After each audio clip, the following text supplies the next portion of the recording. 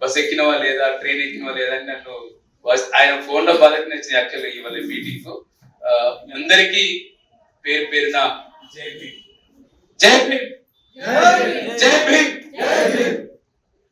సమయం లేదు కానీ కొన్ని విషయాలు మీ ముందు ప్రస్తావించాలి ఖచ్చితంగా. ఈ దేశంలో గ్రామ పంచాయతీ వర్కర్స్ అసలు మనుషులుగా గుర్తింపు లేదు. ఎవరు ఏ వర్గం చేస్తున్నారు ఈ పని, ఏ కులం వాళ్ళు చేస్తున్నారు పని. ఇంతకుముందు లెక్కలన్నీ వచ్చినాయి. దాదాపు 12,000కు పైగా 12,769 జీపీలు ఉన్నాయి మొత్తం తెలంగాణ రాష్ట్ర వ్యాప్తంగా. మొత్తం గ్రామీణ ప్రాంత జనాభా చూస్తే 2 కోట్లకు పైగా తెలంగాణ గ్రామీణ 2,60,00,000కు పైగా తెలంగాణ గ్రామీణ జనాభా ఉంది.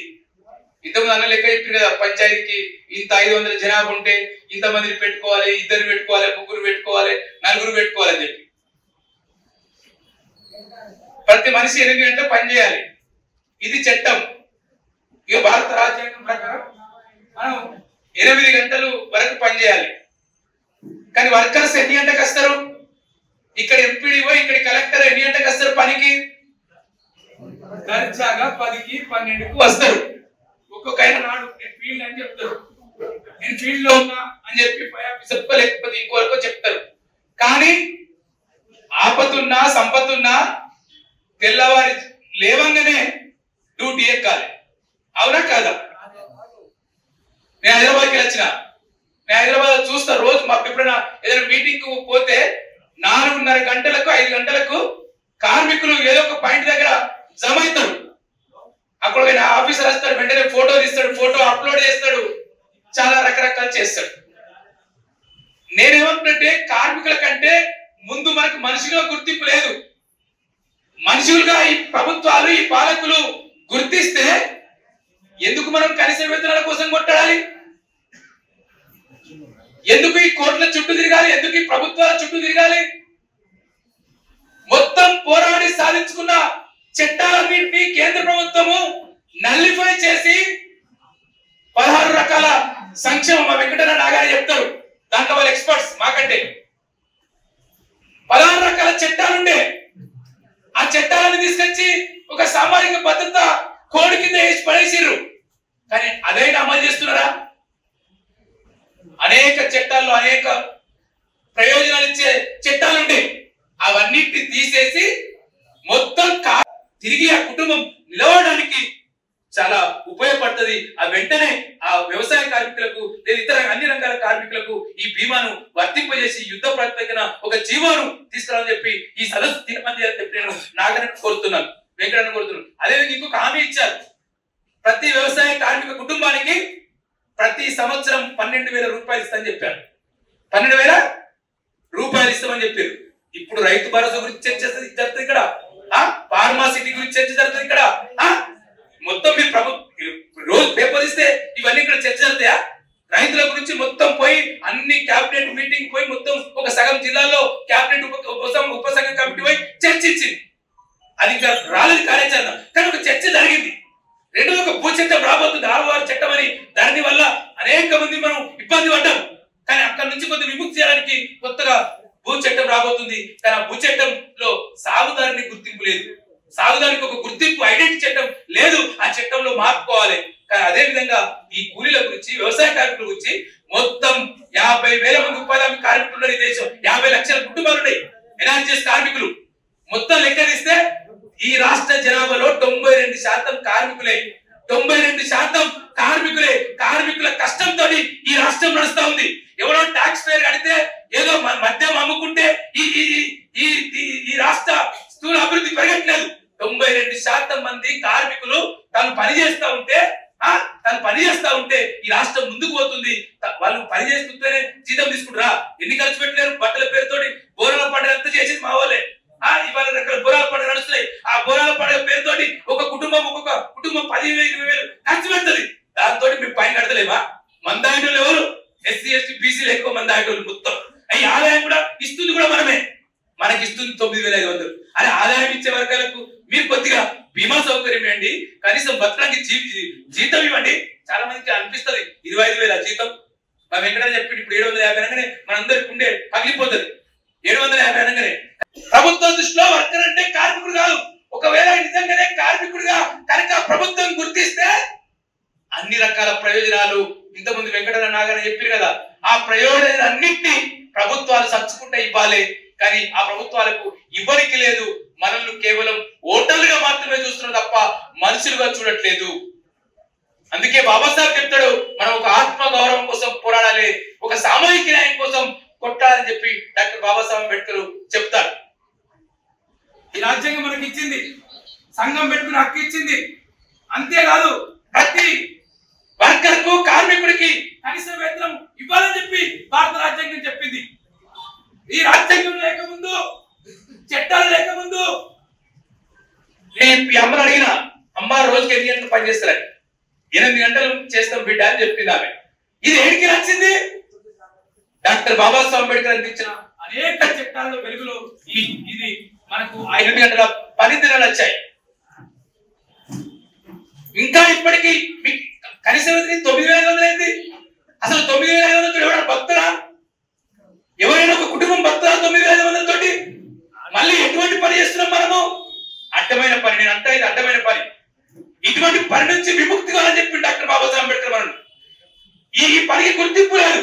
ఈ పని నీచమైనది. ఇది వేరే వాళ్ళు చేస్తారా? ఈ ఊర్లో పాపరాయి చేయమను, లేదు ఈ ఊర్లో వెలుమాని చేయమను, సారి చూసే ఈ ఊర్లో రెడ్డి చేయమని పని చేస్తే గీస్తే ట్రాక్టర్ డ్రైవర్లను లేకపోతే పంచాయతీలో రికార్డు చేస్తారు. బీసీలు కూడా చేయరు. తక్కువగా సంఖ్య ఉంది బీసీలు.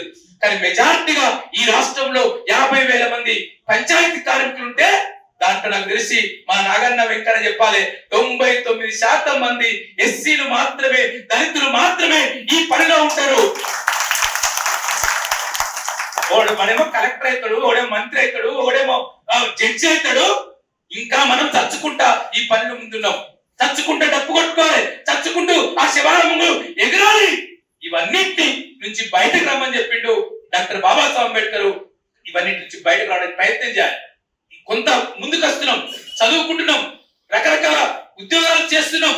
కానీ అక్కడ కూడా ఇవాళ లేని పరిస్థితి ఉంది. కానీ ఇవాళ మనం ఒక ఐక్యంగా కార్మికుల గుర్తింపు కోరుకోటాలన్నా 78 సంవత్సరాల తర్వాత 78 ఏళ్ల స్వాతంత్ర భారతదేశంలో ఇక్కడ రాజ్యాంగం అమలవుతుంది, చట్టం అమలవుతుంది. అయ్యా మమ్మల్ని కార్మికుల గుర్తించమని చెప్పి వాట్ దిస్ నాన్సెన్స్? ఇవి ప్రజా ప్రభుత్వాలు కదా? మీరు ప్రజల కోసం పనిచేయరా? అరే మేము మమ్మల్ని గుర్తుపట్టమండి. దీనికోసం అంటే ఒక పెద్ద పోరాటం చేయాలి. ఏ ప్రభుత్వాలు కూడా ఇంతకుముందు నాగానే చెప్పి మేము కోర్టు కోతున్నామని చెప్పి 9,500 జీతం వచ్చిందని చెప్పారు. కేసీఆర్ దయతో ఇవ్వలేదు, కేసీఆర్ దయతో ఇవ్వలేదు. అనేక కార్మిక సంఘాలు హైకోర్టులో మన నాగానే లెక్కనే కేసు వేస్తే ఫిల్ వేస్తే తప్పని పరిస్థితిలో 9,500 పెంచాడు. ఇంకా ఆయన ఏం చెప్పిండు? సారు మీతో తింటన్నాడు. ఓ చాలా ఎన్ని డైలాగ్ చెప్పిండు కాక, చాలా డైలాగ్ చెప్పి మనకేం చేయకుండానే ఇంటికి పోయిన ఆయన, ఏం చేయకుండానే ఇంటికి పోయి ఆయన మాత్రం నెలకు 2.5 లక్షల కంటే జీతం ఎక్కువ తీసుకుండు. 2.5 లక్షలకు ఏం చేసిండు ఆయన? ఆయన ఇల్లు ఆయనదే, డ్రైవరు ప్రభుత్వానిదే, తిండి ప్రభుత్వానిదే. కానీ నెలకు 2 లక్షల జీతం ఎందుకు తీసుకున్నో తెలియదు. ఈ దేశంలో ఏ ముఖ్యమంత్రి తీసుకున్నంత జీతం ఆయనే తీసుకున్నాడు. ఇప్పటి ముఖ్యమంత్రి ఎంత తీసుకున్నాడో తెలియదు. కానీ ఇప్పటి ముఖ్యమంత్రి కనుక అదే జీతం తీసుకుంటే స్వచ్ఛందంగా ఆ జీతాన్ని విరమించుకొని ఈ దేశంలో ఏ రాష్ట్ర ముఖ్యమంత్రి తక్కువ జీతం తీసుకుంటాడో ఆ తక్కువ తీసుకోవాలి. నాకు తెలిసి కేరళ, త్రిపుర ఏదో రాష్ట్రాల ముఖ్యమంత్రి ఈ దారి నా దారి పోరు దారి ఇంకొక మనిషి అంటారు, పోరాటం ఆడుందిరా, ఆడనే కూడుందిరా, గూడుందిరా, గోడున ఏడుస్తుంటే రాట కూడా ఇంకా రాలి. ఇవాళ మనము ఈ 8,000 జీతం తీసుకున్నా, 9,000 జీతం తీసుకున్నా, ఒకప్పుడు మన వాళ్ళు చాలా పోరాటాలు చేసిన తర్వాత, ధర్నాలు చేసిన తర్వాత, అరెస్టులు అయిన తర్వాత, లాఠీ దెబ్బలు తిన్న తర్వాత వీటిని మనం సాధించుకున్నాం. శంకరన్న చాలా స్పష్టంగా మాట్లాడాడు. మనం కూర్చున్న దగ్గర ఎవరు మనకేం ఇవ్వలేరు. శంకర్ అని ఒక మాట మాట్లాడాడు, మమ్మల్ని మనుషులుగా చూడండి అని. నేను అంత పెద్ద కోరిక కోరే స్థితిలో కూడా నేను లేను. కనీసం మీ ఇంటి ముందర ఉండే ఒక మోటార్ సైకిల్ లాగా చూడండి, మీ ఇంటి ముందర ఉన్న ఒక కార్ లాగా చూడండి. మనిషి అంటే చాలా గొప్పోడు. ఒక కార్కు మీరు పెట్రోల్ ఎంత కావాలని తీస్తున్నారా లేదా? ఆ కార్కి ఎప్పుడు సర్వీస్ వస్తే అప్పుడు చేపిస్తున్నారా లేదా? మోటార్ సైకిల్ ఎప్పుడు చెడిపోతే అప్పుడు దాన్ని బాగా చేపిస్తున్నారా లేదా? నా కార్మికుడికి రోగం వస్తే ఈఎస్ఐ హాస్పిటల్ లేదు, కార్కు చేసే సర్వీస్ కూడా నా వానికి లేదు. మా కార్మికుడి కడుపు నిండా తిండి లేదు.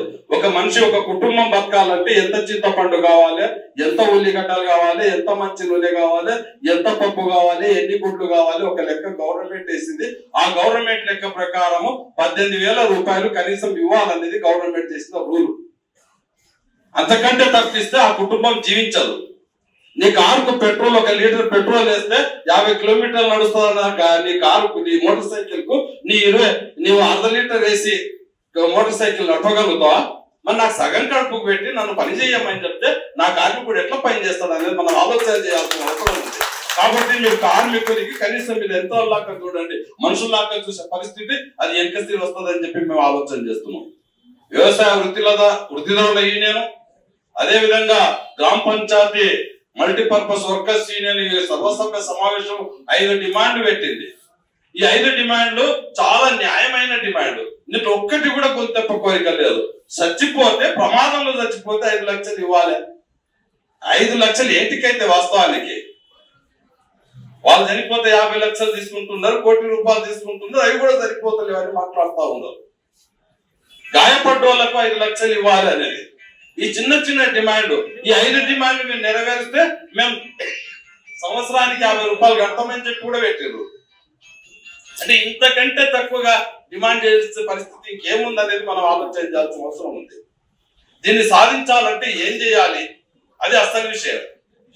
అన్న వచ్చిండు సురేందర్ రెడ్డి అన్న, తాను ప్రభుత్వంలో కాంగ్రెస్ పార్టీలో ఉన్నాడు, కార్మికుల ఎడల ప్రజల యొక్క సానుభూతితోటి తాను ఉన్నాడు, ఇప్పటికే మీ సంఘానికి సహకరించాడు.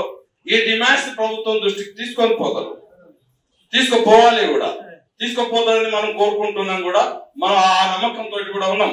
కానీ మనం విజయాన్ని సాధించాలంటే రాజకీయాలకు అతీతంగా మనం ఐక్యం కావాలి. ఎవరికి కడుపుని వస్తే వాళ్ళే మందు తినాలి. మనకు రెక్కలు తప్ప ఆస్తులు లేని వాళ్ళం. మనం రెక్కలు తప్ప ఆస్తులు లేని వాళ్ళం ఏం చేయగలుగుతాము? ఇప్పుడు మనం ఎక్కడైనా ఎంఆర్ ఆఫీస్ కి పోతేనో పోలీస్ స్టేషన్ కి పోతేనో వస్తుంటే అక్కడ చూసి వాడు అప్పుడే చూస్తాడు.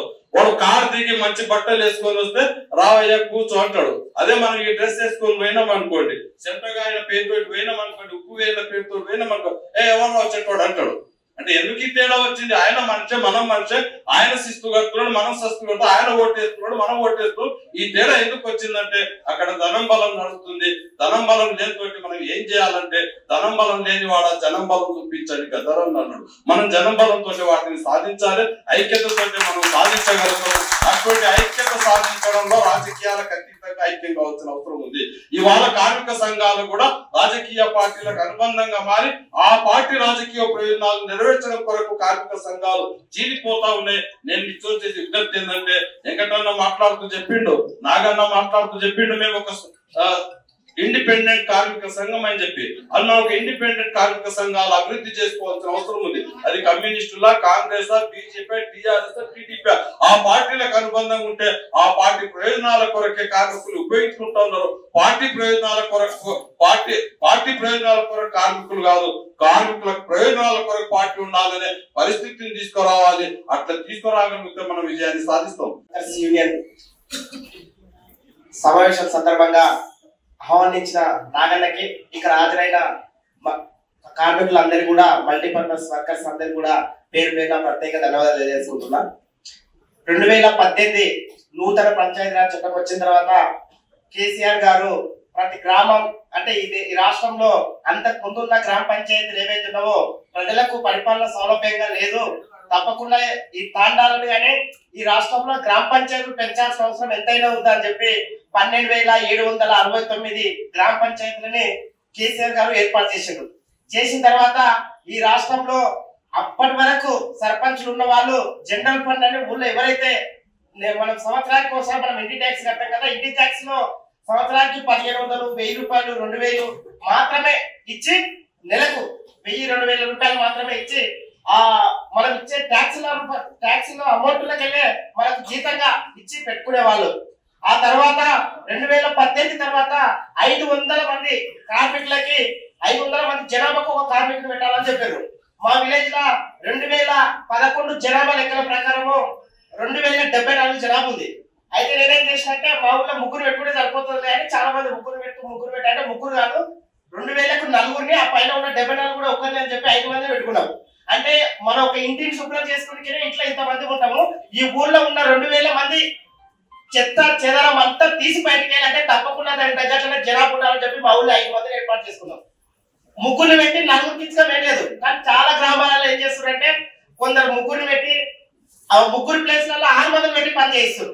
అట్లా చేయడం వల్ల ఏమైందంటే ఒక కార్మికునికి ఈ రోజు ఇచ్చే 8500 రూపాయలు కేసీఆర్ ఇంకొక 6 నెలలకు దిగిపోతాడనే మూమెంట్ లా మళ్ళీ ఒక 1000 రూపాయలు మీకు కానుకగా ప్రకటించి 9500 రూపాయలు చేసిండు. ఈ 9500 రూపాయలు అంటే ఈ మల్టీ పర్పస్ వర్కర్, అన్ని రకాల పనులు చేసే మనుషులు, వేరే అన్ని రకాల పనులు చేసే మనుషులు. ఈ మనుషులకి ఏంటంటే ఒక రోజుకు 316 రూపాయలు మాత్రమే వస్తుంది అనమాట.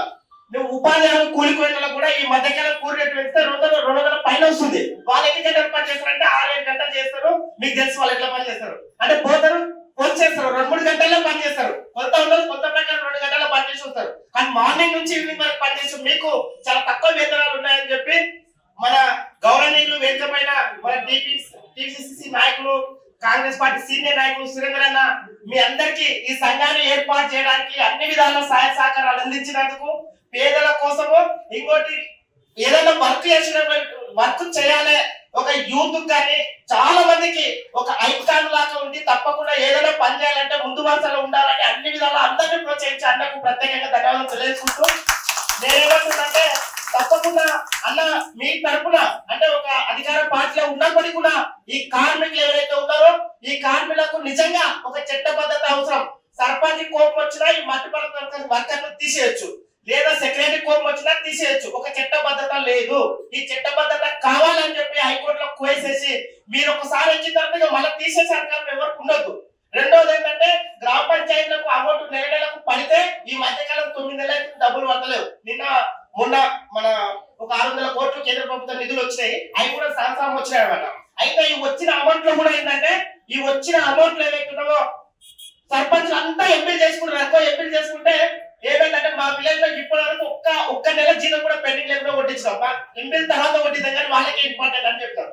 ఎందుకంటే కొన్ని ఊళ్ళలో ఒక 10-15 మంది అట్లా ఉండొచ్చు. కానీ చాలా మంది ఏం చేస్తారంటే వాళ్ళ డబ్బులు ఫస్ట్ కొట్టుకొని జీరో చేసి పడేస్తారు. పడ్డాయంటే ఇమ్మీడియట్ గా ఎంపీలు కొట్టుకుంటారు. కాబట్టి వీళ్ళకు డైరెక్ట్ నేరుగా గవర్నమెంటే వీళ్ళకు నెలకు అంటే విలేజ్ లో ఉన్న 4-5 ఎంతమంది ఉన్నారో గవర్నమెంటే వాళ్ళకు వేతనాలు వేసేట్లాగా ఒక సిస్టమ్ ఉంటే బాగుంటుందని చెప్పి నేను సార్ని ఏదైనా అవకాశం ఉన్నా గవర్నమెంట్ డైరెక్ట్ వాళ్ళ వేతనం నెల వేతనం డైరెక్ట్ సర్పంచ్ సంఘం పెట్టాలి, సెక్రటరీ సంఘం పెట్టాలంటే పంచాయత్ సెక్రటరీ ఉంది, గవర్నమెంట్ డైరెక్ట్ వేతనం వేస్తుంది. మరి వీళ్ళందరూ కూడా ఒక చట్టబద్ధత కల్పించి గవర్నమెంట్ డైరెక్ట్ వేతనం వేస్తే బాగుంటుందని చెప్పి అట్లాంటి అవకాశం ఏడున్నా సురేందర్ రెడ్డి అన్న మన కోసం ప్రయత్నం చేయాలని అన్న నేను స్పెషల్ గా కోరుతున్నా. అదే విధంగా ఇక్కడ ఉన్న అన్ని రకాల ఈ సర్వీస్ వర్కర్స్ యూనియన్ సమస్యలు ఏవైతున్నారో అన్ని రకాల కులాల వాళ్ళు ఎవరైతున్నారో ఈ కులాల కోసం ఎప్పటికప్పుడు అంటే వాళ్ళకు ఉన్న సమస్యల పైన మన నిరంతరంగా పోరాటం చేస్తున్న ఈ తెలంగాణ వ్యవసాయ వృత్తిదారుల యూనియన్ అనుబంధంగా ఉన్న తెలంగాణ మల్టీపర్పస్ వర్కర్స్ యూనియన్, గ్రామ పంచాయతీ వర్కర్స్ యూనియన్ కి ఈ అవకాశం ఇచ్చినందుకు స్పెషల్ గా ధన్యవాదాలు తెలుసుకుంటూ ముగిస్తున్నాను.